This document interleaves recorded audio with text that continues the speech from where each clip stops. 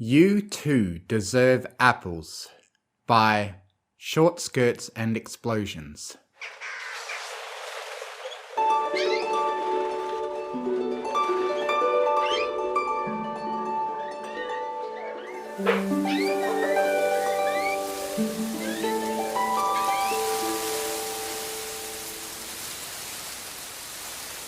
Here, in the core of everything she's ever cared about, the sky above is the same earth as below, and I can't imagine a more fitting place to corral her joys away. The moment my hooves touch warm, verdant grass, I see fruit fields and farmlands folding up beyond the horizons. For they are the horizons until they are not, and ultimately wrapping around to cast a ceiling that is simply another neighborhood's floor. I pause in my approach to the nearby ranch, tilting my muzzle up and gazing at crystalline lakes and flowing rivers that demarcate the different emerald properties from one another, except they are all one property, belonging to one pony, and yet every pony, a family overflowing everywhere all at once, branching from and back to the one tree that ever needed to be planted. It's simple, it's beautiful, elaborate and warm, but first and foremost, it is simple, like she is, like we all try to be but fail. This is not my first time here. I pray to the prairies beyond that it won't be my last. My approach is as lazy as ever. This is a heaven where all the chores are done and all the meals are cooked and all the pies are baked and all the sorrows are shepherded off to shadows unknown. All measure of worry is sequestered into dark patches that I cannot venture to see. In such a spacious hollow of terrestrial splendour, precisely what illuminates it all? She does. Even from a gallop away, her radiance is blinding. I follow the music of her voice, approaching the epicenter of the realm, like a blind mare wandering through an enchanted forest. Every tree hangs with crimson bounty. The path ahead of me is rich with plenty, eternally awaiting a grand, rapturous event. I can taste the fruit through my nose, every breath, every heartbeat, delicious and pure, and her song saturates her playful drawl and welcoming warbles.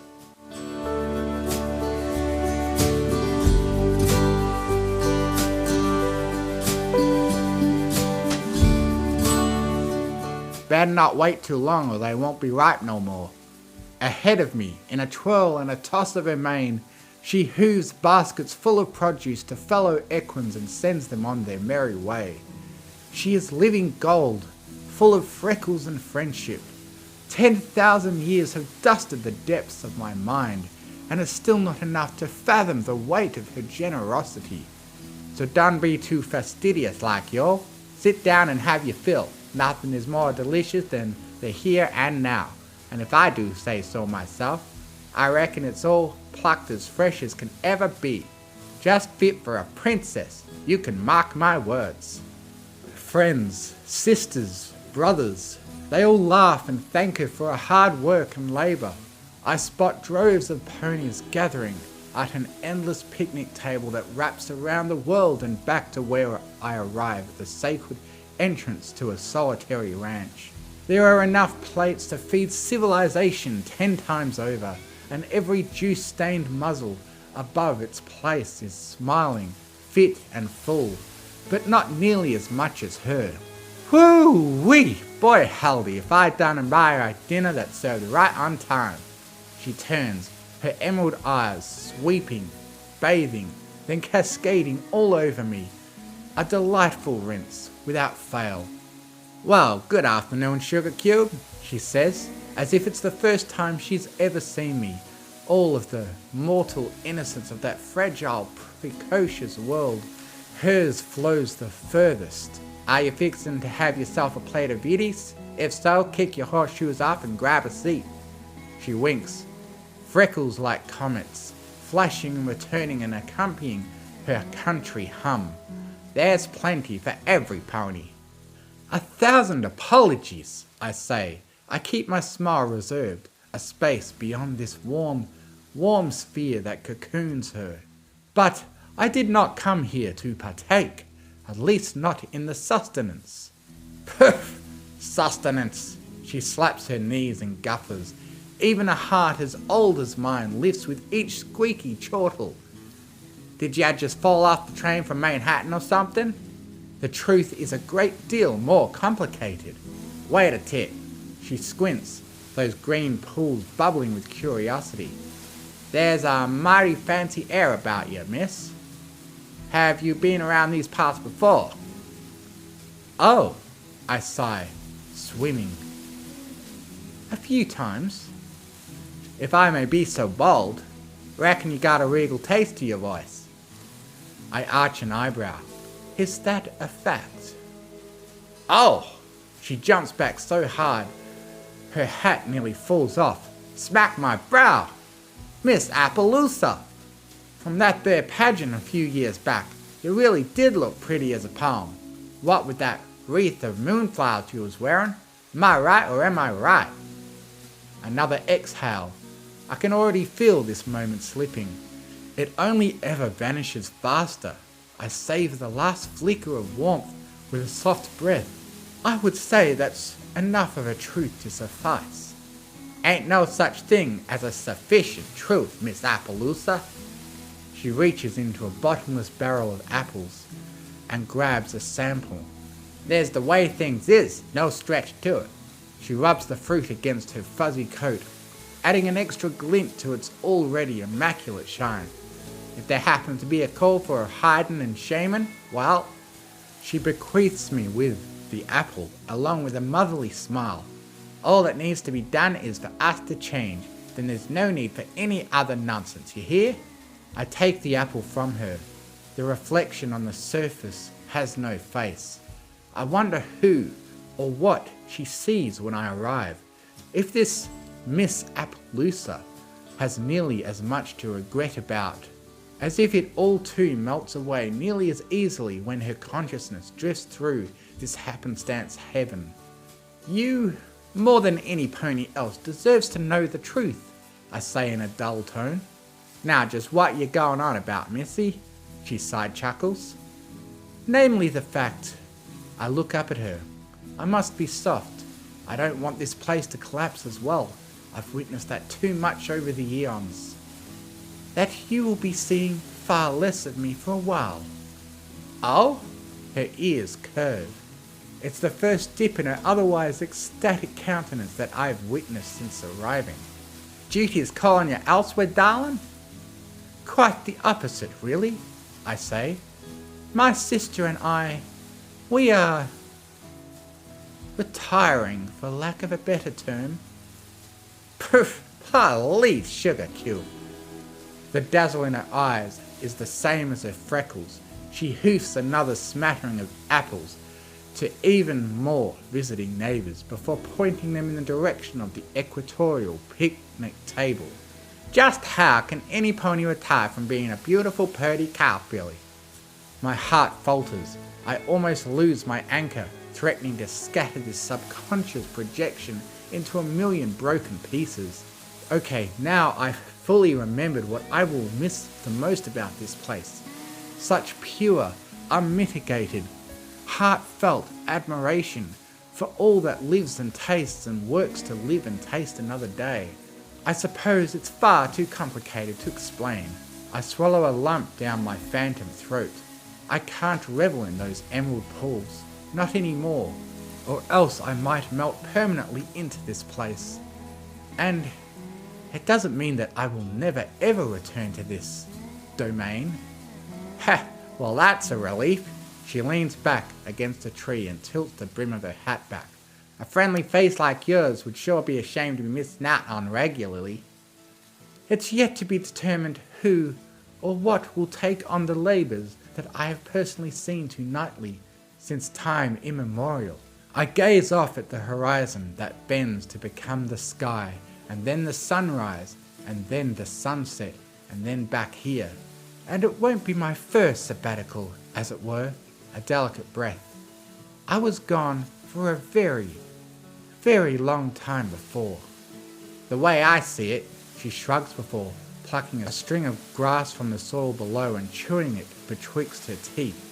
As long as you're sure of yourself and what you're doing for other ponies, then you're right where you need to be. This is followed by a sharp wink and an even sharper smile. But you'll be missed something awful all the same. I look at her straight. It is here, in this sanctum that she's conjured, that I somehow feel the smallest. If only she knew what brought me back here. If only I could say it. It fulfills me. She cocks her head curiously at that. Miss, all those years that I was gone, all the generations abandoned under the veil of abject darkness, I was not certain just what state of collective subconscious I would return to. I had pondered over the countless nightmares that had been fostered in my absence, the terrors and fears and abysmal pits that I would have to rescue so many hapless minds from. And then, on the first night of my governance, the first trot I made was to hear. Is that so? Her ears twitch, awaiting a crown perhaps. Except she already has one. I should not be any more humbled. Was it everything you hoped for? It was.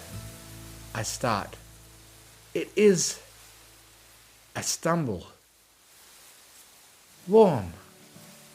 I gaze off, imagining a new moon, forever frozen in darkness, save for the tears, frozen, still there, warmer than any flame of war in all the wretched world's epochs, and a click of the tongue, dull music compared to her.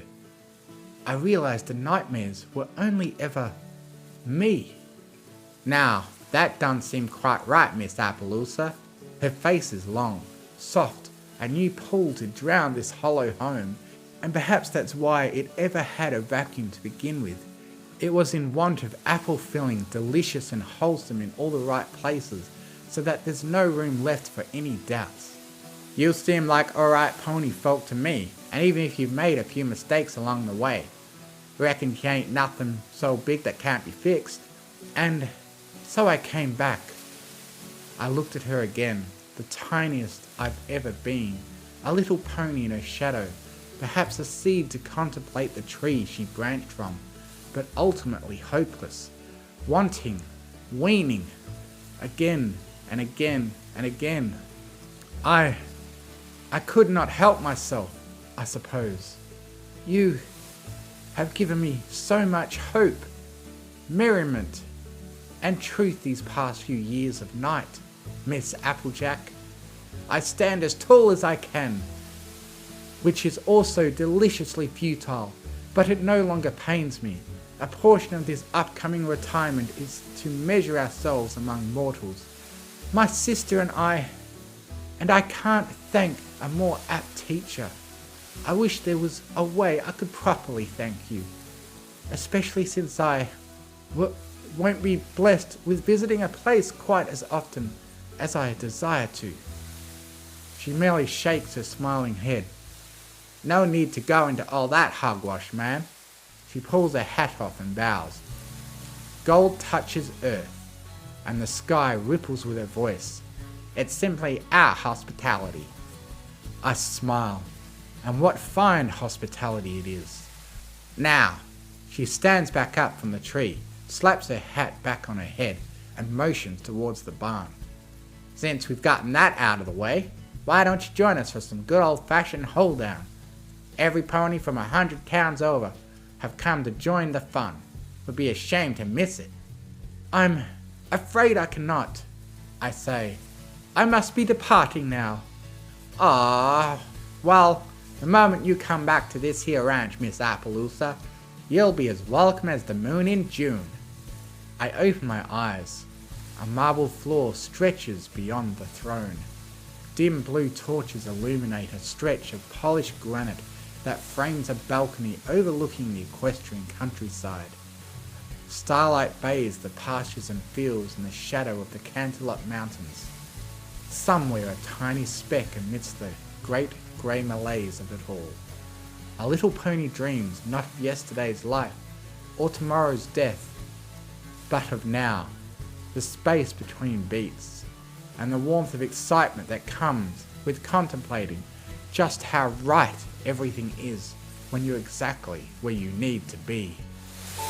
I know. So pour me one more glass of dandelion wine. Preachers and dreamers, they both believe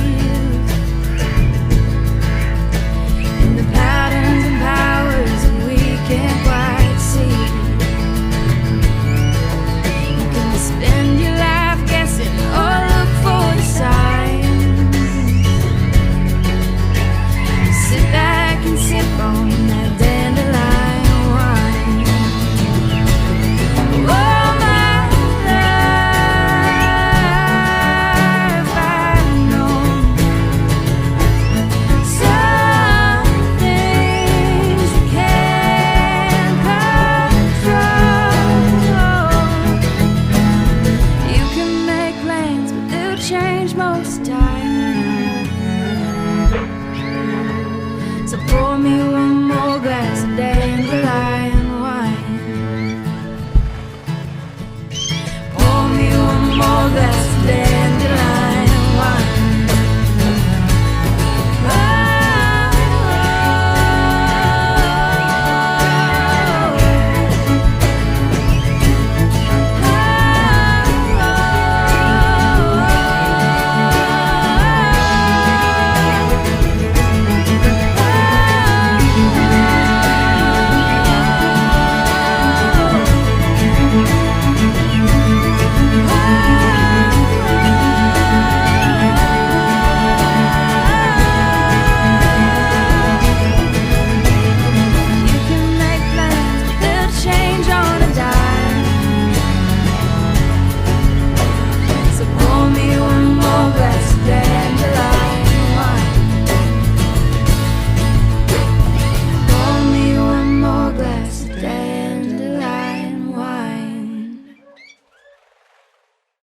Thank you for listening. If you enjoyed what you heard, please consider joining my Patreon, patreon.com/TMFF, to get early access to audiobooks and to be able to request I do a reading of what you want, provided the author approves. Thank you to artlist.io for providing the massive music and sound effect library that I have to work with. And most of all, thank you to the bronies who write the amazing stories that inspire me to make these. Fluttershy and Izzy are best ponies. I now have a Discord server where you can join in and chat with other fanfiction fans. If you enjoy what I do, you can donate to me on Ko-Fi, links in the description.